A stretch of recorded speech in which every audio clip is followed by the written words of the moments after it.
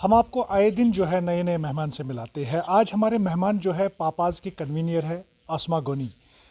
पिछले कहीं एक दिनों से जो है कोविड केसेस बढ़ते जा रहे हैं, उसके चलते काफ़ी ज़्यादा यहाँ पर सियासत, अभी जब मौसम यहाँ पर गर्म होता जा रहा है तो सियासत भी इस पर गर्म होती जा रही है। तो अगर देखेंगे कहीं एक जगहों से जो है स्कूल्स बंद करने की ओपिनियन आ रही है, वहीं अगर देखा जाए काफ़ी ऐसे स्कूल्स हैं जहाँ पर कोविड पॉजिटिव केसेस भी काफ़ी ज़्यादा तादाद में भी निकल रहे हैं।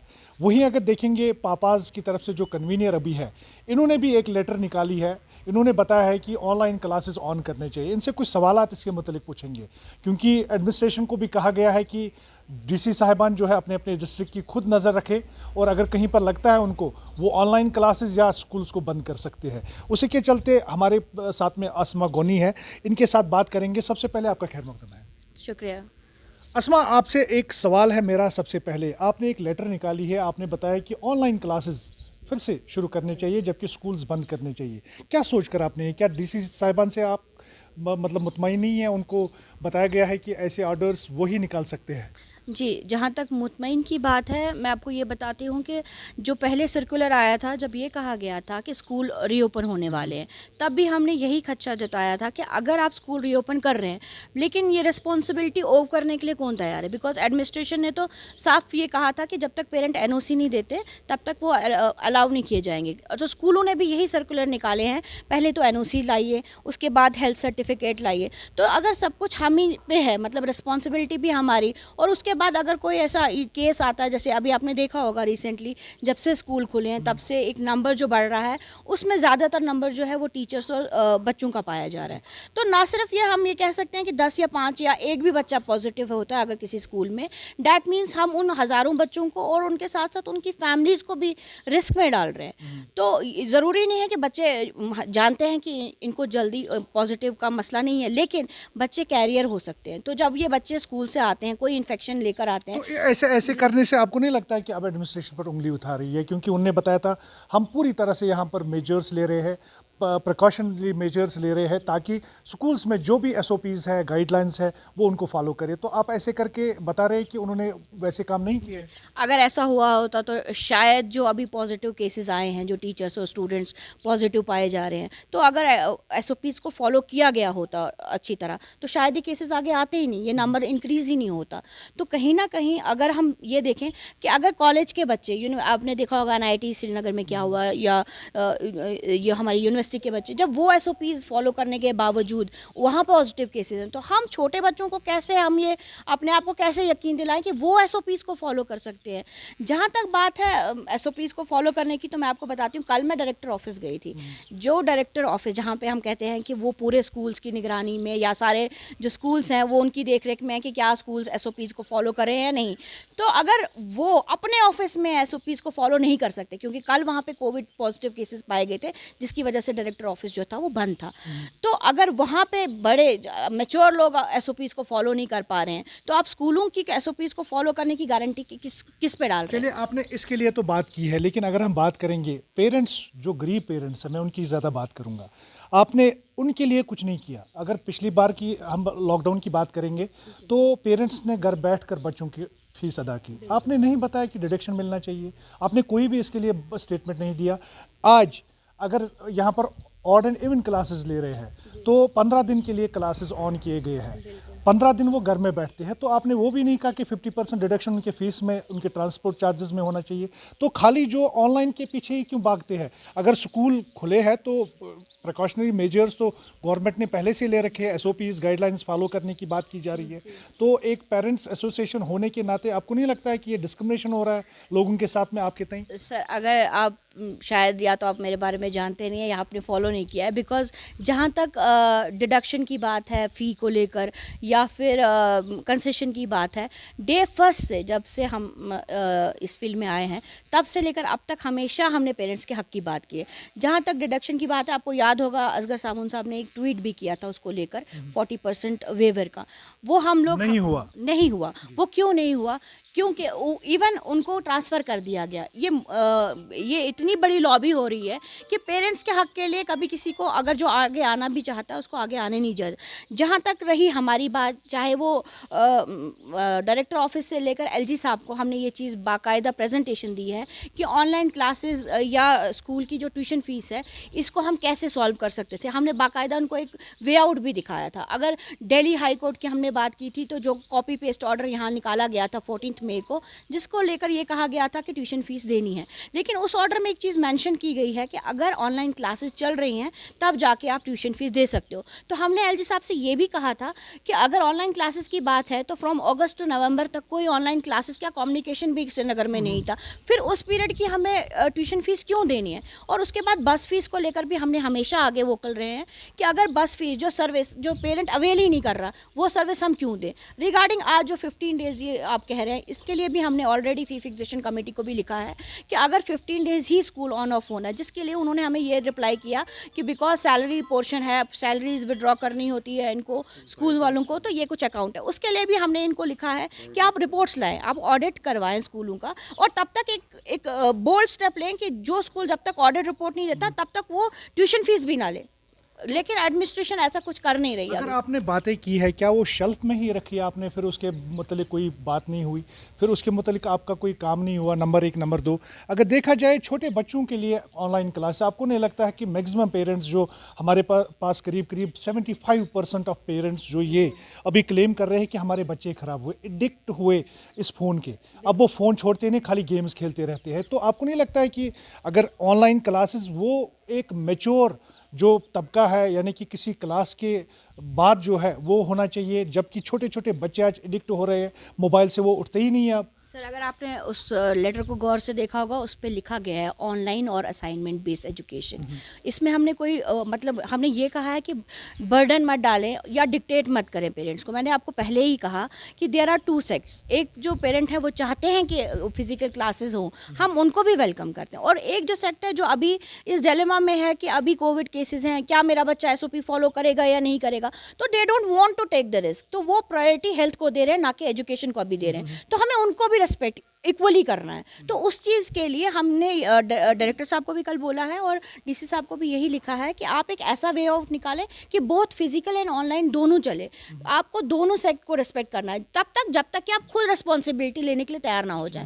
जब गवर्नमेंट खुद से रिस्पॉन्सिबिलिटी नहीं लेना चाहती है, वो जो भी केसेस अभी निकले हैं, जो हमने रिस्क लिया, स्कूल खोले, जो केसेस निकले, उसकी रिस्पॉन्सिबिलिटी किसने ली? क्या गवर्नमेंट आ गया ये लेने के लिए कि हाँ हमारी लापरवाही है? क्या स्कूल ने वो रिस्पॉन्सिबिलिटी ली कि हमारी लापरवाही की वजह से बच्चे पॉजिटिव हुए? तो जब वो चीज़ सामने जब आती है, अब क्या हम वेट करें कि किसी बच्चे की खुदा ना खास्ता डेथ हो जाए उसके बाद हम स्कूलों को ऑनलाइन मोड पे करेंगे? अगर फिलहाल के लिए जो सिचुएशन है, वी कैन नॉट कंपेयर के, जैसे आमतौर पे मैं सुनती हूँ कमेंट्स में कि कहा जाता है कि ट्यूलिप गार्डन खुले हैं या मुगल गार्डन खुले हैं, we can not compare this thing, because tulip garden अगर खुला है या वॉट एवर जो गार्डन खुले हैं, पब्लिक प्लेसेस हैं, वहाँ पे कोई आपको फोर्स नहीं कर रहा है, वो आप अपनी विश से जा रहे हो। लेकिन जहाँ तक स्कूलों की बात होती है, वहाँ पे अगर आप पे कंपल्शन लगती है कि आपको फिजिकल क्लासेस अटेंड करनी है, तो हम मजबूर हो जाते हैं बच्चों को भेजने के लिए, दैट इज़ एन ऑर्डर। तो जब वो ऑर्डर को फॉलो करना है, we are bound to it. तो वहाँ पे हम कंपेयर नहीं कर सकते कि ट्यूलिप गार्डन में कोविड नहीं हो रहा तो आपको स्कूलों में हो रहा है। तो अगर वैसा है तो गवर्नमेंट को, एडमिनिस्ट्रेशन को वैसा ही कुछ करना चाहिए जिसमें दोनों सेक्ट जो हैं, दोनों के ओपिनियन है, अलग अलग ओपिनियन है पेरेंट्स के, तो दोनों को इक्वली रिस्पेक्ट देना है। तो अस्मा, अगर हम बात करेंगे यहाँ पर जो है मिला जुला कुछ सामने आ रहा है, अगर हम बात करेंगे जो पेरेंट्स, गरीब पेरेंट्स हैं, जो अपना पेट काट कर जो है फीस भरते हैं, उनके लिए मतलब पहले तो उनको एंड्रॉयड फ़ोन जो है करीब 6-7 हज़ार में तो बेसिक प्राइस जो है वो उसमें आता है, तो क्या वो मोबाइल लाएंगे, फ़ीस भरेंगे, फिर तो फ़ीस भी अदा करना पड़ता है, तो ये बर्डन नहीं लगता है उन पेरेंट्स के लिए जो बेचारे पेट काट कर बच्चों के लिए मोबाइल लाते हैं? नंबर एक। नंबर दो, अगर हम बात करेंगे, हमारे पास ऑप्शन बहुत सारे हैं, जैसे कि स्कूल्स सुबह घंटे, शाम को घंटे, या दोपहर में 1 घंटा दे सकते हैं बच्चों को, तो ऐसा भी कर सकते हैं थोड़ा थोड़ा करके। अगर हम बच्चों को लेंगे क्लास में, तो क्या ऐसा ऑप्शन नहीं है कि हम ऑनलाइन के पीछे ही पड़ जाते हैं? नंबर एक, उसके लिए तो सारे बात करते हैं, जो इजी बात होती है वो करते हैं, लेकिन उन पेरेंट्स के बारे में कोई सोचता ही नहीं है जिन्होंने बेचारे पेट काट कर जो है बैठकर बच्चों का फीस अदा किया पिछले कोविड लॉकडाउन में। अब इस बार भी बताया जाता है कि बच्चों को ऑनलाइन ही पढ़ना चाहिए, तो फीस के बारे पेरेंट्स के बारे में कोई नहीं सोचता है। उन स्कूलों के बारे में सारे फिर सामने आ जाते हैं, जैसे आप भी आज सामने आए कि मतलब ऑनलाइन क्लास होने चाहिए, लेकिन ये बर्डन है पेरेंट्स पर। क्या कहेंगे इसके लिए आप? सर जहाँ तक बात है ऐसे पेरेंट्स के लिए, अगर आप देखेंगे हम कहीं ना कहीं सेल्फिश है। हम लोग सिर्फ प्राइवेट स्कूल्स को अकाउंटेबल करते हैं, जबकि हमें इन गवर्नमेंट स्कूल्स को भी अकाउंटेबल करना है। अगर जो हम हमारे पर्टिकुलर स्कूल की बात नहीं कर रहे हैं, किसी भी, ना गवर्नमेंट ना प्राइवेट स्कूल। मैं चाहता हूं कि जो रूल है वो सारों पर इम्प्लीमेंट हो। अब आप कह रहे हैं कि एंड्रॉयड फ़ोन या ऑनलाइन, मैंने आपको पहले ही कहा it is not about online education only. Education provide करना है इस टाइम पे, हमें लर्न करना है कि सिचुएशन के साथ कैसे चलना है। तो उसके लिए सबसे पहले तो हमें कुछ सेशंस करने हैं ऐसे जिसमें हम बच्चों को तैयार कर सकें। सबसे पहले हम सीधा ही अगर खोल देंगे, बच्चों को प्रिपेयर नहीं करेंगे, एज अ पेरेंट ये हमारी रिस्पॉन्सिबिलिटी है घर पे भी बच्चों को इस चीज़ के लिए तैयार करना। लेकिन जब हम मेंटली इस चीज़ के लिए, और उसके बाद काउंसलिंग सेशन करने हैं, पेरेंट्स को भी काउंसलिंग की ज़रूरत है कि अगर for example as a parent I am not satisfied अभी कि मैं अपने बच्चों को स्कूल भेजूं, तो उसके लिए स्कूल्स को पहले एक पेरेंट्स को बुला के पहले उनके साथ मीटिंग करके उनको ऑन बोर्ड लेके ये चीज़ सुनिश्चित करानी है कि क्या बच्चों को फिजिकल क्लासेस जब हम भेजेंगे तो इसमें कोई खतरा नहीं है या कुछ नहीं है। अब बात रही कि ऑनलाइन ही सिर्फ क्यों, देयर आर प्रॉब्लम्स, ये हमें पता है कि जहाँ तक एडमिनिस्ट्रेशन की बात है, अगर आप जाके देखेंगे फाइलों का एक ढेर लग चुका होगा, मेल्स का एक ढेर लग चुका है, लेकिन हमारा एडमिनिस्ट्रेशन उस चीज़ पे जा ही नहीं रहा है कि अगर एक रूल है वो सबके लिए निकलना चाहिए। फ़ी फिक्सेशन कमेटी से लास्ट टाइम भी मेरी मीटिंग जब हुई थी तो मैंने अतर सबको यही बोला था कि आप सभी पेरेंट्स को एक नज़र ना कीजिए, देयर आर डिफरेंट पेरेंट्स। मतलब हमने भी कभी ये नहीं कहा कि स्कूलों को फ़ीस दो या ना दो, हम एक एमिकेबल सोल्यूशन चाहते हैं और वो सिचुएशन होना चाहिए। फॉर एग्जाम्पल अगर हम ये कहेंगे कि स्कूल फीस देनी ही नहीं है तो दैट इज ऑल्सो इनजस्टिस, कि अगर वो स्कूल जो फीस पे डिपेंडेंट है, लेकिन एट द सेम टाइम यहाँ और वही पेरेंट्स के लिए इनजस्टिस नहीं है कि बैठकर स्कूल वालों को फीस दें। Let me complete this. The thing is कि यहाँ पे गवर्नमेंट एम्प्लॉयज़ हैं, उनको बाकायदा बच्चों की फ़ीस मिलती है, पीछे से फंड्स आते हैं, वो उनको अलग से चार्जेस मिलते हैं। अगर गवर्नमेंट एम्प्लॉय अगर फुल फ़ी भरता है, अगर वो भरता है तो स्कूल को चाहिए कि जो इस वक्त जिनकी इनकम इफेक्ट हुई है पेरेंट्स की, उनको फ़ी वेवर करें, तो उससे एक बैलेंस होगा। एक हमें एक सोसाइटी में बैलेंस भी तो बनाना है। पिछली बार भी ये बातें हुई थी लेकिन नहीं हुआ। एग्जैक्टली। लेकिन आप ये कह सकते हैं कि ये क्यों नहीं हुआ, क्योंकि वहाँ पे जो मिस्टर वार हैं वो अपनी बात से पलट गए, जबकि सारी सिविल सोसाइटी ने इस पर एग्री किया था। ये एक बहुत अच्छा सोल्यूशन था कि अगर गवर्नमेंट एम्प्लॉय पे करेंगे तो स्कूल एसोसिएशन तो कितनी एसोसिएशन है, किस पर भरोसे करें लोग? क्योंकि अगर देखा जाए आपकी भी एक एसोसिएशन है, पापाज एसोसिएशन, पेरेंट्स एसोसिएशन, तीसरा कोई यहाँ से करानगर से भी है, तो कितनी एसोसिएशंस है, किन के पास लोग जाए जो अपनी फरियाद लेकर उसके पास जाए जो उसका अजाला कर सके?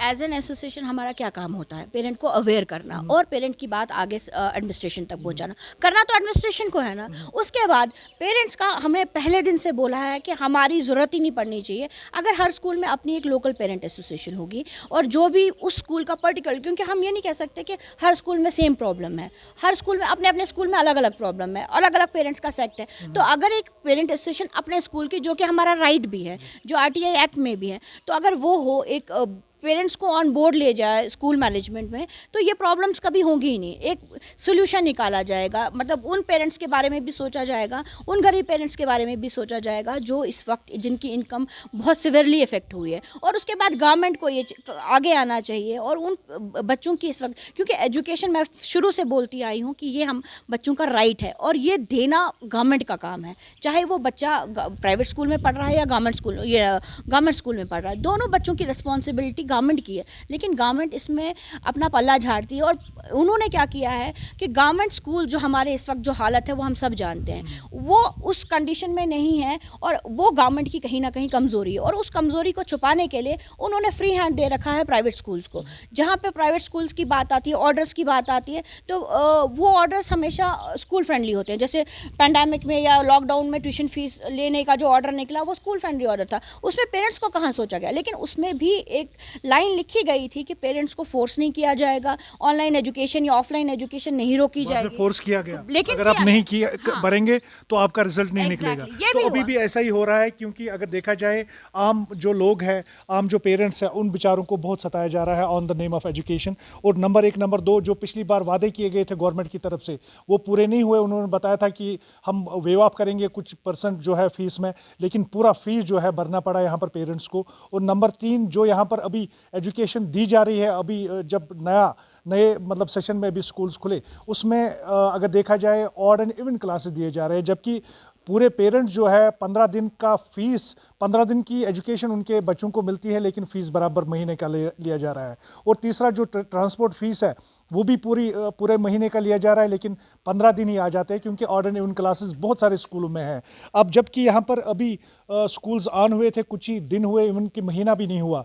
अब बात की जाती है कि ऑनलाइन क्लासेस फिर से शुरू हो। यहाँ पर पापाज ने एक जो प्रेस नोट अपना निकाला है, वो बता रहे हैं कि अभी ऑन स्टेक है, क्योंकि अगर यहाँ पर जो कोविड केसेस ज़्यादा बढ़ रहे हैं तो उनकी वजह से ये भी एक तरह से जो है सोचते हैं बच्चों के लिए, क्योंकि अगर ज़्यादा कुछ ऐसी हालात ख़राब होती है, खुदा ना खास्ता अगर किसी बच्चे की मौत इससे हो जाती है, तो वो भी अफसोस होगा। लेकिन साथ में अगर देखा जाए, बात कोई नहीं करता है गरीब पेरेंट की, गरीब आवाम की, और गरीब उस बच्चे की जो अपना पेट काट कर जो बच्चों की फ़ीस भरता है। अब ऊपर से बर्डन है, अगर ऑनलाइन क्लासेस वो देने जा रहे हैं तो एंड्रॉयड फ़ोन खरीदना ही खरीदना है। वो 6-7 हज़ार से बेसिक प्राइस उसका स्टार्ट होता है, और ऊपर से उसका नेट खर्चा जो भी 200 से मतलब स्टार्ट होता है। तो ये एक्स्ट्रा बर्डन एक गरीब पेरेंट्स क्या अभी बियर कर सकता है, ये एक सवालिया चिन्ह है। अब आने वाले दिनों में गवर्नमेंट क्या इस पर डिसीजन लेती है, ये देखने वाली बात होगी। आप JKAC देख से रहिए। फिरदौस लाई को दीजिए इजाज़त। अल्लाह हाफिज़।